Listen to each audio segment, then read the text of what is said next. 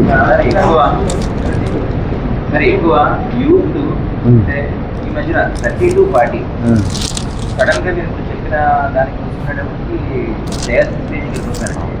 Symptoms కూడా లేవు. అంటే అలాంటి వాళ్ళు అసలు ఎలా జాగ్రత్త పడాలి? సో మీరు ఈ క్వశ్చన్ అడిగారు కాబట్టి చాలా రెలవెంట్ క్వశ్చన్.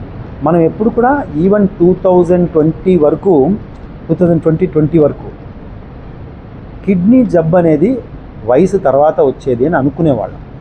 2024లో మన దేశవ్యాప్తంగా ఒక సర్వే జరిగింది. దీన్ని నేషనల్ న్యూట్రిషన్ సర్వే, అది 2024లో పబ్లిష్ అయింది. నా దగ్గర ఆర్టికల్ ఉంది, ఇమ్మంటే ఇస్తాను.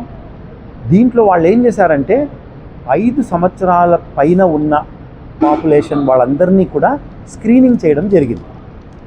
దేశవ్యాప్తంగా ప్రతి స్టేట్లో 5 years నుంచి 9, 9 నుంచి 14, 14 నుంచి 19, తర్వాత 19 and above. ఈ 19 and aboveలో ఎలాగో మనకు తెలిసినట్టు 20% మందికి కిడ్నీ జబ్బు ఉంది. బట్ 5 to 19లో కూడా 20% మందికి కిడ్నీ జబ్బు. వీళ్ళు 30 ఏట వచ్చినప్పటికో 25 ఏళ్ళు వచ్చినప్పటికో పూర్తిగా డయాలిసిస్ స్టేజ్కి వస్తున్నారు. ఇది ఒక కారణము. చిన్నప్పుడే వాళ్ళకున్న చిన్న కిడ్నీ ప్రాబ్లము 20-25 years టైంకి పరిపక్వత చెంది మెచ్యూర్ అయ్యి పూర్తిగా డయాలిసిస్ స్టేజ్కి వస్తుంది. బట్ ఎటువంటి సిమ్టమ్ లేనందువల్ల చిన్నపిల్లలు కాబట్టి వాళ్ళకి ఎటువంటి టెస్టులు చేయడం లేదు. నేను చెప్పిన ఈ 6 రిస్క్ గ్రూప్స్, ఎవరికైనా ఫ్యామిలీలో ఒక్కరికి కిడ్నీ ప్రాబ్లం ఉన్నా చిన్నపిల్లల్ని మొదలుకొని ప్రతి ఒక్కరూ కూడా సంవత్సరానికి ఒక్క బ్లడ్ టెస్ట్, ఒక్క యూరిన్ టెస్ట్. మీకు నేను ఇప్పుడు చెప్పిన దాంట్లో 5 yearsలో కిడ్నీ జబ్బు స్టార్ట్ అయితే డయాలిసిస్ స్టేజ్ వచ్చేటప్పటికి 20 years అవుతుంది. అంటే 15 ఏళ్ళు మనకు టైం ఉంది. 10 ఏళ్ళన్నా టైం ఉంటుంది. క్రానిక్ కిడ్నీ డిసీజ్ ఎప్పుడు కూడా ఈరోజు మొదలై రేపు డయాలిసిస్ స్టేజ్కి వెళ్ళదు. సో ఈ 10 years మనము పికప్ చేయగలిగితే తప్పకుండా 100% వీళ్ళకి రివర్స్ చేయలేకపోయినా కనీసం ఆ లెవెల్ నుంచి ఫర్దర్ పెరగకుండా చేసే అవకాశం అయితే ఉంటుంది. సో మనం చేయాల్సిందల్లా టెస్ట్ చేసుకోవాలి. ఇంకొకటి, ఈ 30 years 40 yearsలో ఈ మధ్య మనం చూసేది ఏంటంటే కొంతమంది ఫిల్మ్ యాక్టర్స్ అందరూ కూడా ఎక్కువగా పెయిన్ కిల్లర్స్ వాడతారు. నేను నా కిడ్నీలు నార్మల్గా ఉండి ఈరోజు నేను ఒక బ్రూఫెనో, ఓవరానో, కాంబిఫ్లామో ట్యాబ్లెట్ వేసుకుంటే నా కిడ్నీ ఫంక్షన్ 50% తగ్గుతుంది. ఆ రోజు 3 రోజుల తర్వాత నార్మల్ దగ్గరికి మళ్ళీ వస్తుంది. అదే నేను పదే ఇలాంటి మందులు వాడినప్పుడు కిడ్నీ పర్మనెంట్గా డ్యామేజ్ అవ్వచ్చు. సో నేను 20 ఏళ్లలో జిమ్కి వెళ్ళో ఏ కారణం వల్లనో కొన్ని మందులు స్టార్ట్ చేసి జిమ్లో కూడా ఈ బాడీ బిల్డింగ్కి అనబాలిక్ హార్మోన్స్ అని ఇస్తారు. ఇవన్నీ మెయిన్గా కిడ్నీ పైన ఎఫెక్ట్ ఉండొచ్చు. సో ఒక కారణము మనం అసలు గుర్తించకుండా ఉండడము, స్లోగా పెరగడము.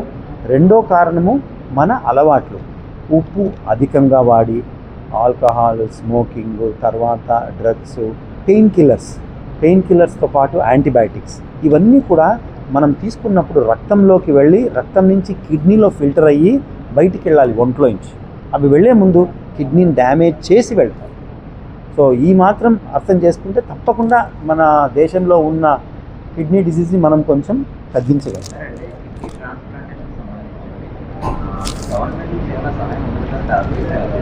సో ఇప్పుడు హైదరాబాద్ సిటీలో కానీ, విజయవాడ సిటీలో కానీ, చెన్నైలో కానీ ఎక్కడైనా పెద్ద గవర్నమెంట్ హాస్పిటల్స్, ఈ ఉస్మానియా, మన దగ్గర వైజాగ్ కేజీహెచ్, వీళ్ళందరూ కూడా ఫ్రీ ట్రాన్స్ప్లాంట్స్ చేస్తున్నారు.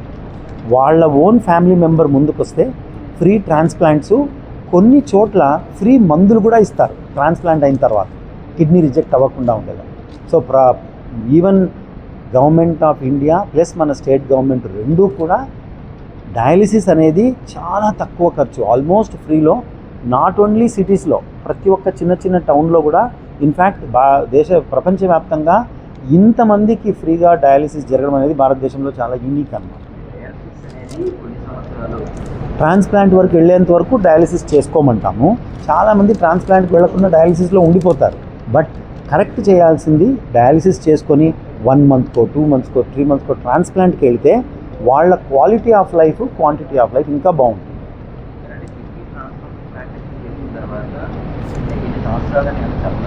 సో నా ఎక్స్పీరియన్స్లో నేను 1995లో నెఫ్రాలజీ జాయిన్ అయ్యా.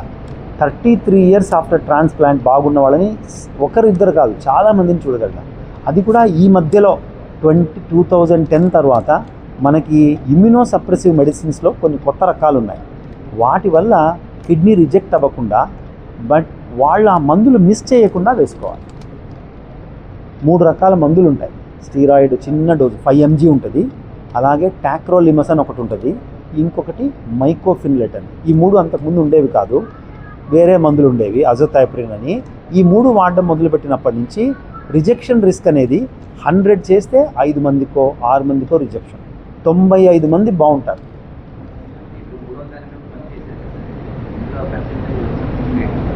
సో మనకి 8 మంది వీటిలో బ్యాక్ టు డయాలిసిస్ ఉన్నారు. వీళ్ళు తప్ప ఒకరు లంగ్ ఇన్ఫెక్షన్ వల్ల చనిపోయిన వాళ్ళు ఉన్నారు. వీళ్ళు తప్ప నేను చెప్పిన 95% సక్సెస్ రేట్ అనేది ఈ మధ్య మనం దేశవ్యాప్తంగా చూడగలుగుతున్నాం. మెయిన్గా ఒకటి, దాత ఫ్యామిలీ మెంబర్ ఉండి మనం ఈ మందులు కరెక్ట్గా వాడి ఆ మందుల్ని కూడా మనము ప్రతి నెల తగ్గించుకుంటూ వెళ్తాం. సో వాటి సైడ్ ఎఫెక్ట్స్, ఇన్ఫెక్షన్స్ వచ్చే రకం అవన్నీ కూడా తగ్గితే అవుట్కమ్స్ చాలా బాగా ఉంటాయి.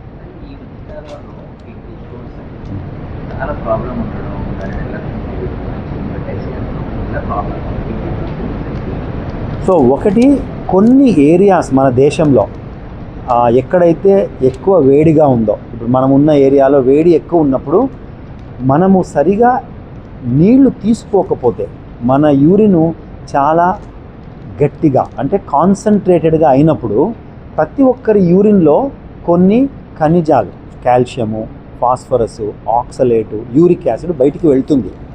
మనం ఎప్పుడైతే యూరిన్ పల్చగా ఉండకుండా చేసుకుంటామో ఈ small molecules microscope calcium crystal అయ్యి ఒక్క క్రిస్టల్ ఫార్మ్ అవుతుంది. రేపు 2వ క్రిస్టల్ వచ్చి దాన్ని జాయిన్ అవుతుంది. 3వది. ఈ విధంగా స్టోన్స్ అనేవి ఎవరైతే యూరిన్ పల్చగా ఉంచుకోరో వాళ్ళల్లో చాలా అధికంగా వస్తాయి. ఒక మనిషికి ఫీల్డ్లోకి వెళ్ళి ఎండలో ఉన్నవాళ్ళు తప్పకుండా 3-3.5 లీటర్ అన్నా తీసుకుంటే మంచిది.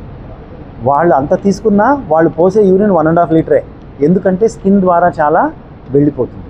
అదే నేను ఏసీ రూమ్లో కూర్చుంటాను రోజంతా, నాకు 1.5 to 2 లీటర్స్ తీసుకున్నా కూడా సరిపోతుంది. సో మనము ఇంత అని ఫిక్స్ చేయకపోయినా వాటర్ ఇంటేక్ అనేది రోజంతా పొద్దున లేచి రాత్రి పడుకున్నంత వరకు ప్రతి 2-3 అవర్స్కి నీళ్ళో మజ్జిగో ఏదో ఒక ద్రవ పదార్థం తీసుకోగలిగితే యూరిన్ ఆస్మోలాలిటీ అంటే యూరిన్ పల్చగా ఉండడం వల్ల స్టోన్ ఫార్మేషన్ అనేది ఉండదు.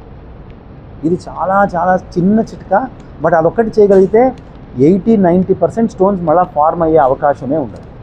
చాలాసార్లు పేషెంట్స్ ఏం చేస్తారంటే స్టోన్ ఉంది, డాక్టర్ దగ్గరికి వెళ్తారు, ఆపరేషన్ చేస్తారు, స్టోన్ తీసేస్తారు.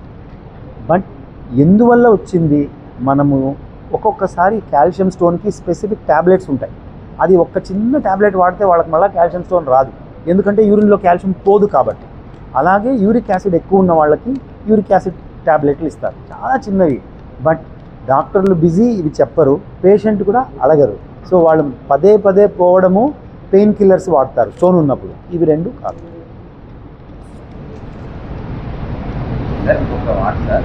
చాలా మంది ఉదయం లేచిన తర్వాత 1 లీటర్ 2 లీటర్లు తాగేస్తారు.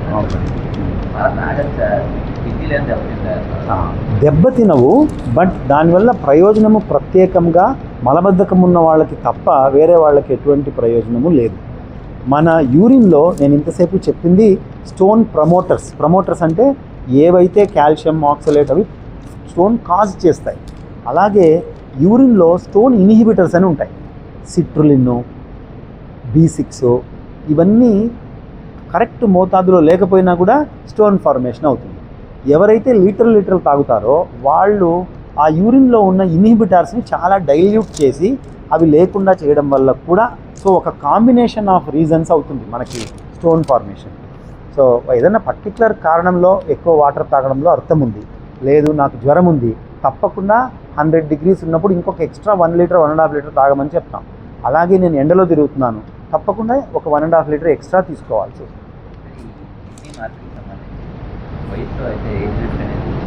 సో మన దగ్గర యంగెస్ట్ ట్రాన్స్ప్లాంట్ చేసింది 8-year-old చైల్డ్. వీళ్ళకి పుట్టుకతో కంజనైటల్ కిడ్నీ ఫెయిల్యూర్స్ అని వస్తాయి. ఎస్పెషలీ మదరు గర్భముతో ఉన్నప్పుడు పెయిన్ కిల్లర్స్ వాడినా, స్మోకింగ్ చేసినా వీళ్ళకి by birth kidney problem start అయ్యి 5th ఇయర్ కల్లా డయాలిసిస్ స్టేజ్ వచ్చి, అయితే ఒక క్రైటీరియా వాళ్ళకి ట్రాన్స్ప్లాంట్ చేయాలంటే మినిమం 10 kgs ఉండాలి చైల్డ్. 10 kgs ఉన్న వాళ్ళకు మాత్రమే ట్రాన్స్ప్లాంట్ చేస్తాం. సో వయసుతో పరిమితం లేదు. చిన్నపిల్లల్లో వచ్చే డిసీజెస్ కొన్ని పుట్టుకతో వచ్చేవి, మధ్య వయస్కుల నుంచి మనం చూసేదంతా బయట నుంచి వచ్చినవే రకరకాల కారణాల వల్ల. ఓల్డ్ ఏజ్లో మాత్రము డయాబెటీస్, ప్రతి 100 డయాలిసిస్ పేషెంట్స్లో 30 మంది డయాబెటీస్తోనే ఉంటారు. అంటే అదే మెయిన్ కాజ్. అదొక్కటి మనం కంట్రోల్ చేసుకోగలిగితే, బీపీ కంట్రోల్ చేసుకోగలిగితే, పెయిన్ కిల్లర్స్ లాంటివి అవాయిడ్ చేయగలిగితే మన దేశంలో ఉన్న కిడ్నీ డిసీజ్ చాలా తగ్గిపోయాయి.